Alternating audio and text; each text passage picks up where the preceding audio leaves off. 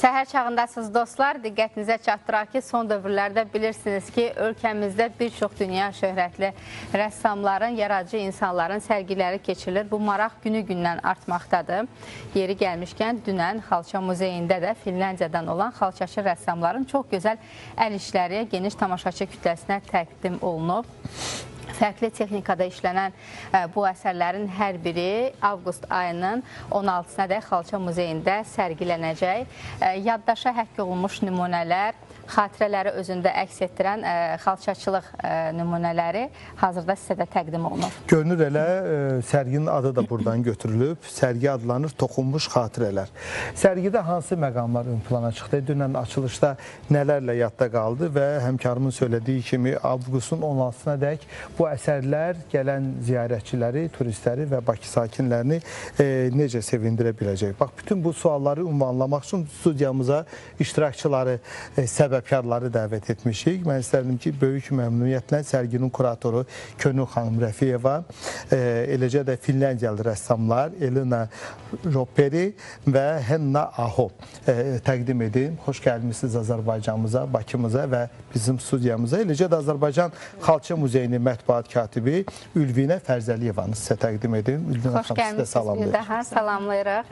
Ülvinə xanım, ilk olaraq sözü sizə vermək istəyirik. Həqiqətən də çox təqdirə layiqdir ki, Xalça Muzeyi yaradıcı insanları bir araya toplayır. Ümumiyyətlə, son dövrlərdə Azərbaycan, paytaxt Bakı bax, bu cür tədbirlərə ev sahibliyi eləyir və düşünürəm ki, bu çox gözəl atılmış bir addımdır. Növbəti dəvətiniz isə Finlandiyadan olan rəssamlardır. Niyə məhz sözü gedən rəssamları siz dəvət elədiniz? Burada təbii ki, bir əlaqələr var.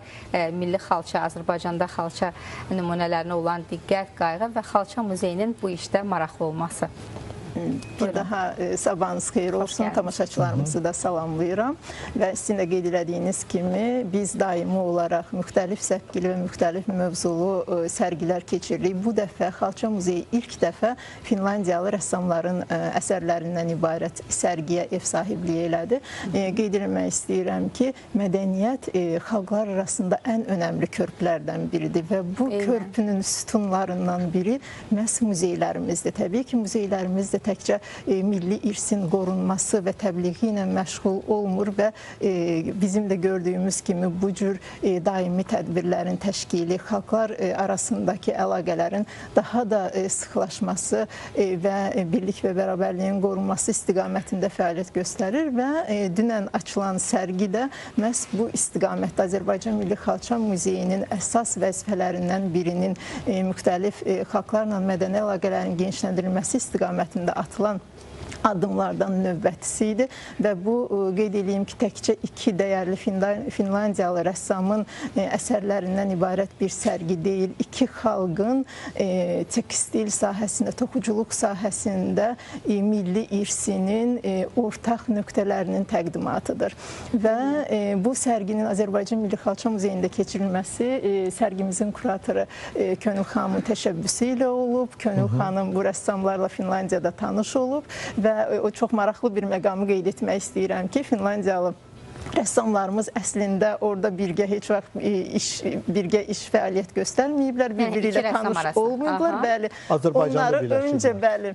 Könül xanım Azərbaycanlı olaraq birləşdirib və onların birgə işlərini Xalça Muzeyində təqdimatı üçün müraciət edib, təşəbbüs göstərib və bu istiqamətdə çalışıb. Təbii ki, bu işdə Finlandiyanın Cənubi Qafqaz üzrə səfiri Kristin Arinin və komandası, eyni zamanda rəssamlarımız və kuratorumuzun birgə və Xalça Muzeyinin komandasının birgə işi sayəsində çox gözəl bir sərgi ərsəyə gəlib və mən bütün tamaşaçılarımızı gəlib bu sərgiyə tamaşa etməyə dəvət edirəm və yeri gəlmişkən bir məqamı da qeyd edeyim və bu bir çağırışdır. Bugün saat 11-dən 2-yə qədər rəssamlarımızın və kurator xanım Könül xanımın iştirakı ilə ödənişsiz sərgiyə tur təşkil olunacaq. Sadəcə qeydiyyatdan keçmək lazımdır. Xalça Muzeyinin sosial şəbəkə səhifələrindəki əlaqələrlə bu turda iştirak edə bilərlər.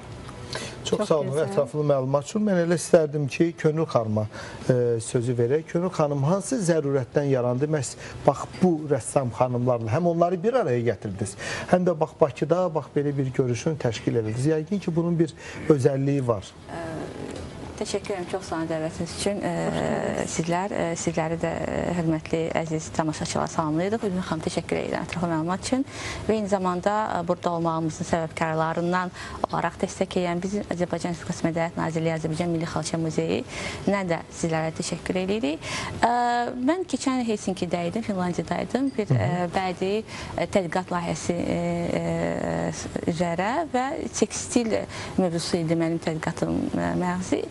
Tekstilin, yəni geniş mənada tekstil edirəm, həm xalça, həm digər bizim bu sahədə olan ənənəvi və müasir incəsənət növlərimiz çərçivəsində və bu bizim milli məsuliyyətimizin bir kodudur, simvol olduğuna görə bu mövzu təbii ki, məni də yaxından maraqlandırır və tədqiqatım zamanı bir çox təşkilatlarla görüşdük və bir çox rəssamlarla onlar məni tanış elədi. Onlardan biri həm Elina idi, biri isə Henna idi. Biz ayrı-ayrı onlarla görüşlərimiz, söhbətlərimiz oldu və mən onların ikisinin ayrı, əslində fərqli praktikaları var.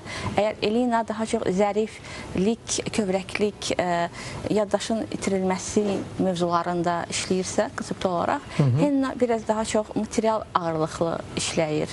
Daha çox ağır, böyük işlərə üstünlük verir və daha çox müxtəlif məişət obyektlərindən, müxtəlif məişət dolantılarından istifadə edərək tekstilin qayğı, bərpa məqamlarını vurğulamaq istəyir. Eyni zamanda ekoloji məsələlərə də vurğu göstərir.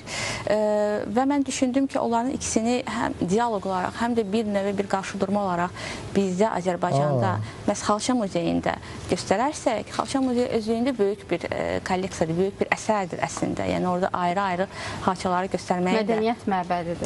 Təbii ki, yəni artıq bir xalça... Tarix yatır orada. Bəli, artıq böyük bir kolleksiya və arxivdir.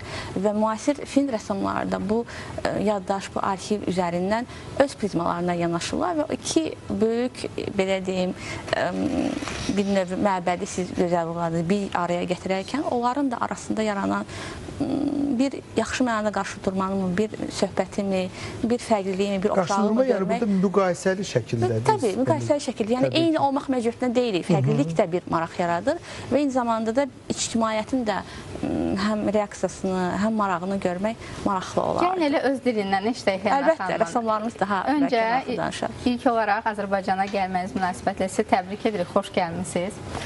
İkincisi, mən düşünürəm ki, sizin bu unikal, fərqli, yaddaşı özündə əks etdirən və çox gözəl qeyd eləmişsiniz fikirlərinizdəki, yəni təkcə bu bir irsi davam etdirmək deyil, yaşanmışlıqları, yaddaşı qorumaqdır. Çünki biz tariximizi, keçmişi, ənənələrimizi məhz xalçalar vasitəsilə, toxunan əl işləri vasitəsilə gələcək nəsillərə ötürmək yəni əsas missiyamızdır və sizin əl işlərinizdə bütün bu kiçik detallar, bu nüanslar öz əksini tapır və ümumilikdə xalça, birinci sualım budur, sualımın digər hissəsi Xalça Muzeyi ümumiyyətlə xanımda hansı təəssüratları yaratdı? Mən inanıram ki, bu təəssüratlar heç vaxt ona tərk etməyəcək. Buyurun. First, welcome to Azerbaijan, to Baku, and this is very important that you highlight the issues of conserving, working the memories, remembrance, and transmission to our next generation. And my first question is, what is your impression of nationalism of carpet of Azerbaijan? For me, it's a treasure box. And it's a gift not only for Azerbaijanis, but also for all of us linking different cultures. It's a source of know-how, because in the textile and in the carpet industry, there's so much know-how that is linked to wool, to coloring, to technique, and it goes way past. And if we don't have these museums, who is responsible to passing it? So for me, it's really like it's a gift. Bu mənim üçün bir xəzinə qutusudur, hədiyyə qutusudur. Eyni zamanda da Xalça Muzeyi know-how ilə ənənələrin, biliklərin bir növü birləşməsidir və bəli, tamamilə doğrudur. Və çünki əgər biz tutalım ki, xalçalarda istifadə etdiyimiz rənglənməni və yaxud müxtəlif materialları, müxtəlif texnikaları bilməsək və yaxud da onları saxlayaraq ötürə bilməsək, gələcək nəslər bunu hardan biləcək, necə biləcək? Ona görə də bu çox vacibdir. Təkcə Azərbaycanlılar üçün deyil, eyni zamanda xarici, əcnəbi insanlar ictimaiyyət üçün də maraq və əhəmiyyət kəsb edir. Ona görə də həqiqətən də mənim üçün bir növ bir hədiyyədir. Çox sağ olun.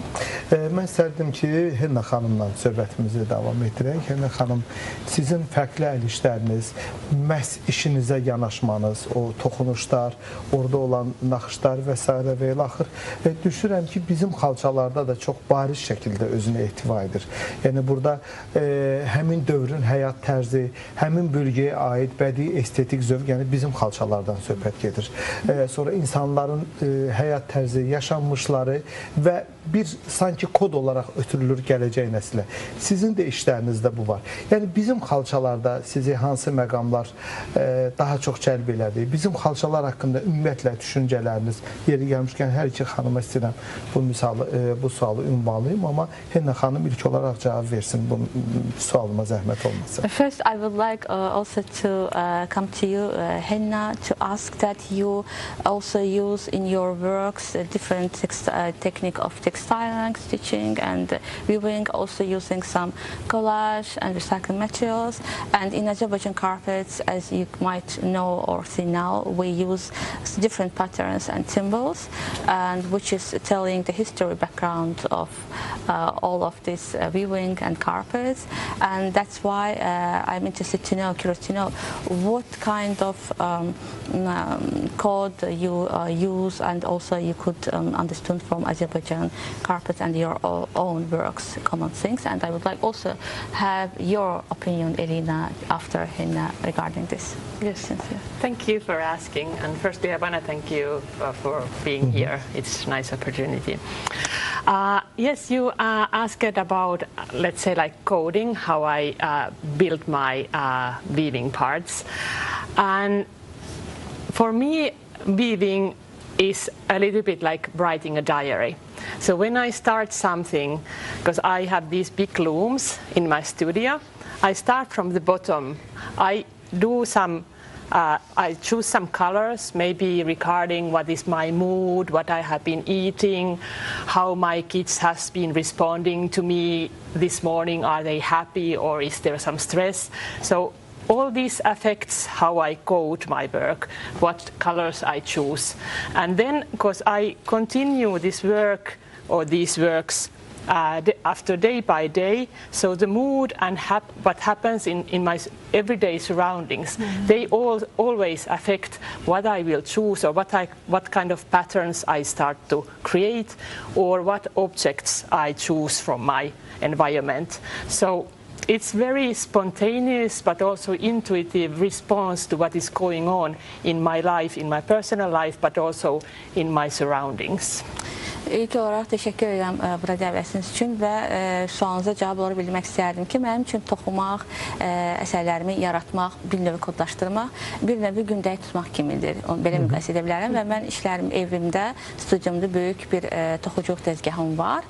Böyük, yəni insan boyda, hətta daha böyük və mən onun işimə başlayarkən hər zaman aşağıdan başlayıram və hər zaman ilk səhər işə başlayanda fikirləşirəm ki, bugün misal üçün nə yedim, uşaqlarımla necə dialoqumuz, söhbətimiz quruldu, nə baş verdi, onları ağlıma gətirirəm və eyni zamanda spontan şəkildə işləyirəm və müxtəlif istifadə edilən obyektləri də işlərimi inteqrə edərkən eyni zamanda əhval-ruhiyyəmi, fikirlərimi bölüşmüş kimi oluram. Yəni, bu da mənim bir növ öz tarixçəmi kodlaşdırmaq kimi bir ritualdır.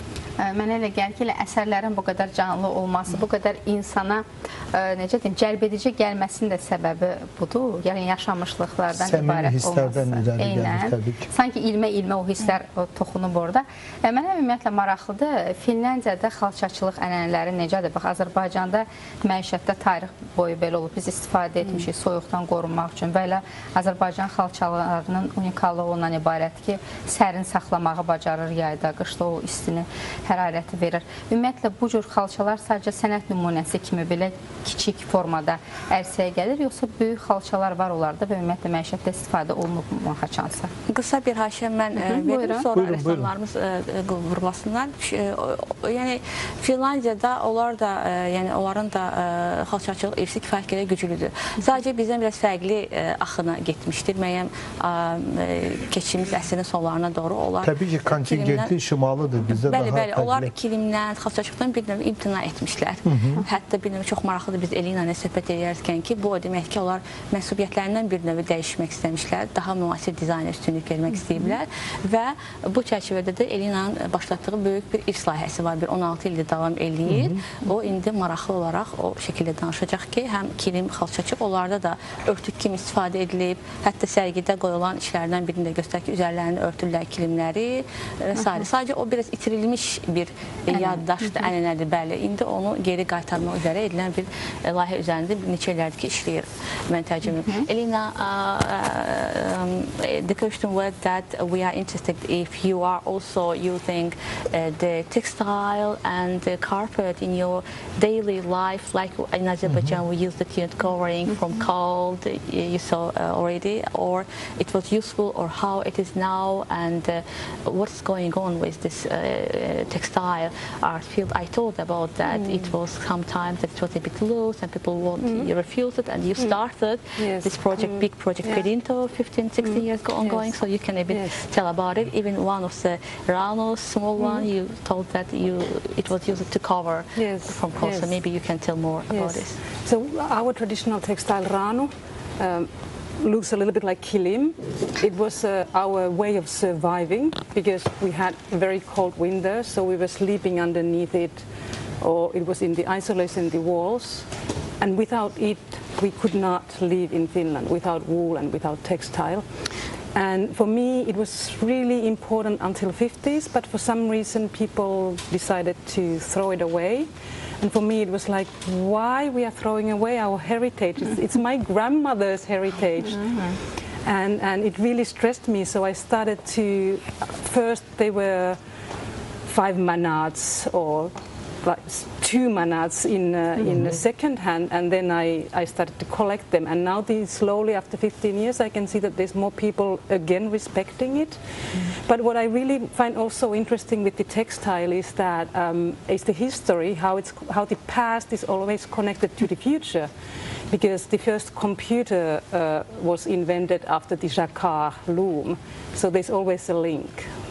Qısa olaraq qeyd edeyim ki, mən bizdə də şimal tərəfdə yaşadığımız üçün, soyuqdan qorunmaq üçün kilimdən istifadə etmişik. Rano deyilir, həm örtmək üçün, həm divarların izolyasiyası üçün, həm örtülmək üçün və bir müddət insanlar imtina eləməyə başladı kilimdən və mən fikirləşdim ki, niyə bu mənim nənəmin istifadə etdiyi kilim idi və mən bu iş layihəsini başlatdım. 16 ildir ki, biraz toplanıb artıq müəyyən mənada o işdən nümunələr toplanıb. Dostlar, sizə təşəkkür edirik, minnətdarıq. Xatırladaq ki, əziz dostlar, ayın 17-si, yəni dünən açılan sərgi ilə bağlı studiyamıza qonaqlarımızı dəvət etmişdik. Milli Xalça Muzeyinin nümayəndə heyəti və Finlandiyadan olan rəssamlarımız bizimlə bərabər idilər. Təşəkkür edirik bir daha. Çox sağ olun xanım.